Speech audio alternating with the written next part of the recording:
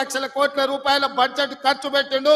తెలంగాణ రాష్ట్రాన్ని 7 లక్షల కోట్ల రూపాయల్లో అప్పుల ఊబిలో ముంచిండు.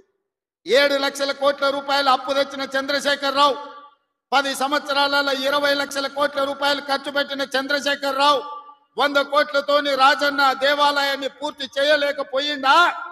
ప్యాకేజ్ నెంబర్ 9 సిరిసిల్లలో ఎందుకు పడావు పడ్డది? కలికోట సూరమ్మ ప్రాజెక్ట్ ఎందుకు పూర్తి కాలేదో మీరు ఒక్కసారి ఆలోచన చేయండి. ఇవాళ మీ రోడ్లు వెడల్పు విషయంలో కానీ మీరు ఆనాడు ఎమ్మెల్యేగా ఎన్నుకున్న ఆయన 3 సార్లు గెలిచినట్టు ఉన్నాడు. ఆయనను గవ్వాలంటే మీరు జర్మనీకి పోవాల్సిన పరిస్థితి ఉండే. కానీ ఇవాళ ఆది శ్రీనివాస్ మీరు పోవాల్సిన పని లేదు. మీ గల్లీకో మీ తండాకో మీ ఊరికో రోజు దయ్యం పట్టినట్టే తిరుగుతుండే ఆది శ్రీనివాస్.